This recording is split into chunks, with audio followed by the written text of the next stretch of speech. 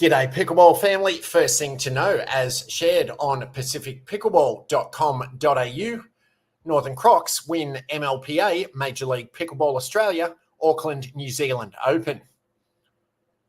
Auckland Tennis Park was action-packed with highlights on Easter Sunday, the final day of the Major League Pickleball Australia, MLPA, competition. The Northern Crocs and Eastern Rush battled for the ultimate Major League Pickleball Australia bragging rights. In front of a huge New Zealand crowd, the Northern Crocs were crowned Auckland Open MLPA champions. Roos van Rijk was named the match MVP. The semi-finals kicked off at 2:30 p.m. with fiery battles on both courts. The Crocs secured a straight semi-final berth by placing at the top of the table from the group stage, while the Southeast Asia Surge had fought off the young Western Vipers 3-0 on Saturday evening. The Northern Crocs dismantled SEA's Surge in the replay of the last event championship match, securing a 3-0 sweep and a spot in the final. All three matchups proved too dominant in this encounter. Semi-final 2 showcased the Eastern Rush and Gold Coast Glory. It was fitting to see the teams from Southeast Queensland, Australia, battle it out for a spot in the championship match. The Gold Coast came out strong, claiming the women's doubles, but the Rush drew back level with Joey Wild and Vishal Masan taking the honours in the men's. The mixed matchup saw a team take one each, leading to the all-exciting Dreambaker. Gold Coast pushed the Rush all the way, making them fight off multiple match points before a 22-20 scoreline, sending them into the championship match. The MLPA final concluded on a high note with Anthony Leveris, president of the PPA Tour Australia, commending the event's success. The Auckland Open was a smashing success. The Kiwis are remarkable hosts and came out in force to support the NZ New Zealand hustle and stars. Our first international tournament is a strong sign of what's to come, remarked Leveris, hinting at a bright future ahead for the pickleball enthusiasts in the region. Congratulations, Northern Crocs, on back-to-back MLPA victories. It was a fantastic event to end Event 2 of Season 1 Major League Pickleball Australia, with the Northern Crocs and the Eastern Rush taking first and second respectively. The Gold Coast Glory and Southeast Asia Surge round out the top 4 placings. All attention now shifts to Brisbane, Queensland, Australia for Event 3, May 17 through 19 in Brisbane. Second thing to know, as shared on pickleball52.com, is John Adderley, the UK's oldest pickleball player. John Adderley celebrated his 90th birthday in February, but remains one of the most active members of the University of the Third Age, U3A, pickleball club in Bramall, Cheshire. John has played pickleball outdoors twice a week in all weathers since first discovering the sport almost 5 years ago. He has loved sport all his life and has participated in football, rugby, table tennis, squash and tennis, which he still plays 3 times a week next to the pickleball courts at Bramall Park Tennis Club. His fellow members of the Bramall U3A pickleball group celebrated the dawn of his 10th decade at a recent session, and the nonagenarian is planning to continue his pickleball and tennis playing schedule for many years to come. A former training specialist in the UK and overseas, John says he continues playing because of the very friendly group of players and because I can still compete and even win sometimes. He adds, my relatives accept that I am bonkers, but they are very happy that I am still mobile. David Pecci, the national coordinator for pickleball across the U3A network, told us John may be the oldest player in the whole of U3A, unless somebody else comes along to lay claim to his title. He's certainly one of the oldest players in the UK. Along with his colleagues, John plays in almost all weathers. Only heavy rain or snow and ice prevents him indulging in his weekly exercise regime. He's a great example to everyone who shares the courts with him and far beyond. The U3A is a huge volunteer-led network that keeps retired people active and learning. It's made up of around 1,030 groups and charities in towns and cities who organise activities that keep older people mentally, physically and socially active. These range from sport to learning a language, history, photography, walking and wine tasting. 3 years ago, there were 15 pickleball groups across the U3A network. Now there are almost 100. It's the fastest growing sport within U3A and now boasts almost 3,000 players. For context, Pickleball England has 5,000 registered members over 50 years of age, and there are an estimated 15,000 players of all ages, including non-members of the governing body in the country. Thanks ever so much for making it this far into the update. Please be sure to hit subscribe and comment, like, and rate on the platform you're watching or listening to it on, so this and future episodes can be found by and shared with other fellow pickleballers.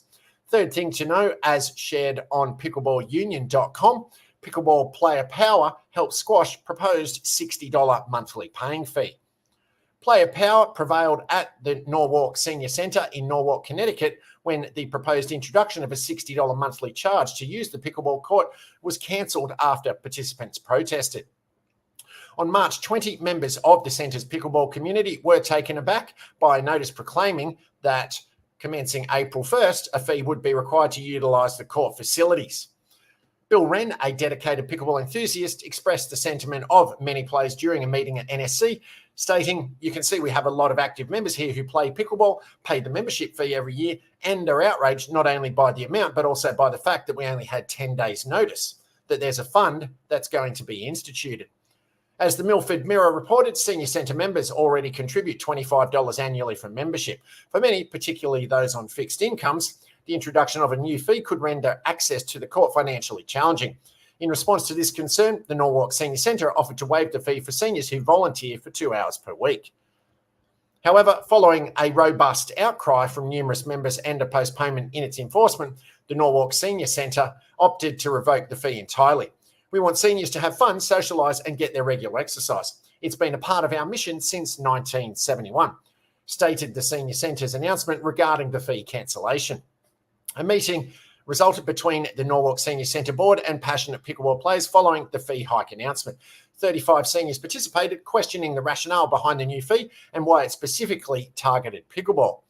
Bill Wren reiterated the discontent of many active players, emphasising many of the active players are outraged not only by the amount, but also the fact that we only had 10 days notice.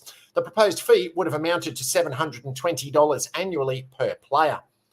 Two board members defended the necessity of the fee, citing the significant financial strain the centre is under, namely a $140,000 deficit. Norwalk Senior Centre Board President Susan May and board member Mark Magnuson elaborated on the centre's financial challenges, noting the tightening budgetary constraints exacerbated by the aftermath of COVID-19. Despite efforts to secure additional funding through grants and city support, the centre found itself in a precarious financial position. The proposed fee was envisioned as the initial step in addressing the centre's economic woes. The board was criticised for a perceived lack of financial transparency over the years. Pickleball players like Alan Dutton proposed alternative solutions, including adjusting membership fees or implementing tiered pricing structures to alleviate the financial burden on members. Many pickleball players felt unfairly targeted by the new fee, observing disparities in fee increases across different centre activities.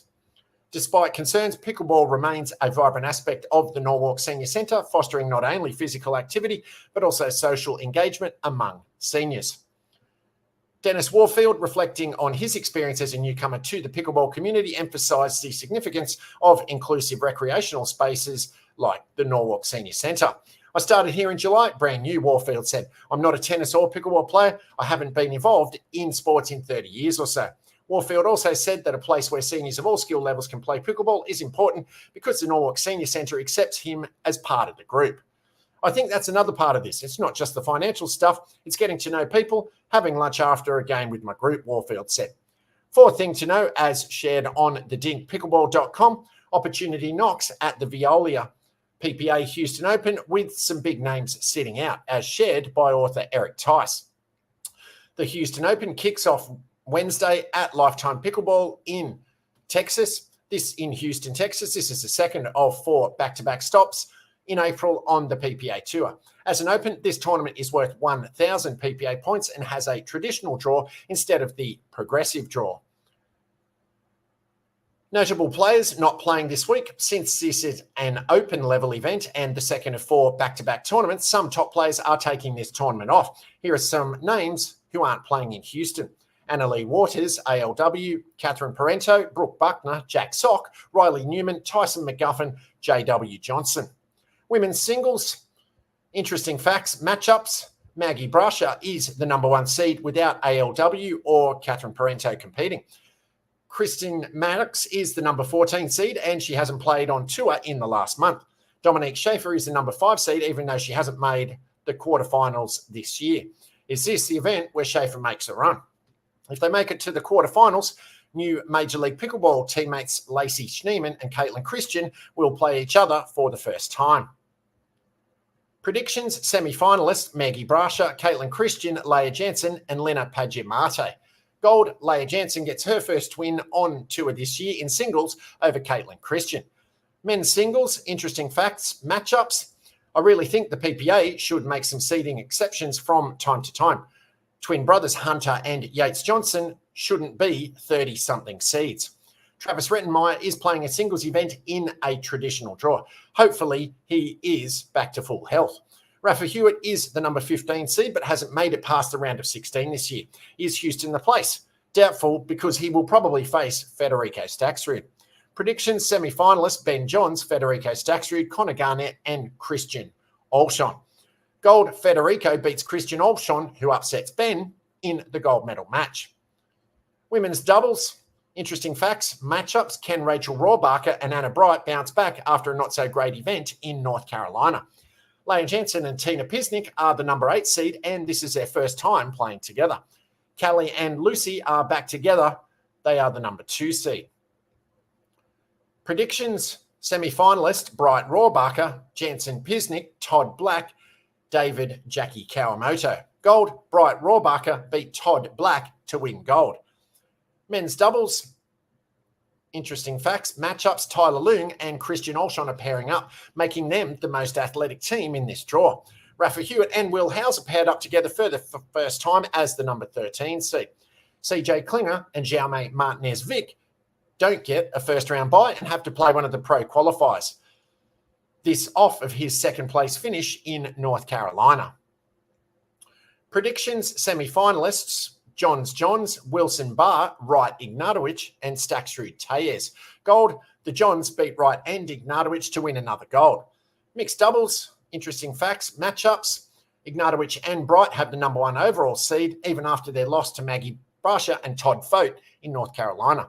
With ALW out, Ben picked up Etta Wright. They are the number 2 seed. Jaume Martinez-Vic and Mary Brasher don't get a bye and have to play a qualifier as the number 19 seed. Predictions, semi-finalists, Jansen Patrickin, Rohrbacher Staksrud, Johns Wright and Fraser Black. Gold, Ben Johns and Etta Wright beat Leah Jansen and Hayden Patrickin in the finals. Paddles up.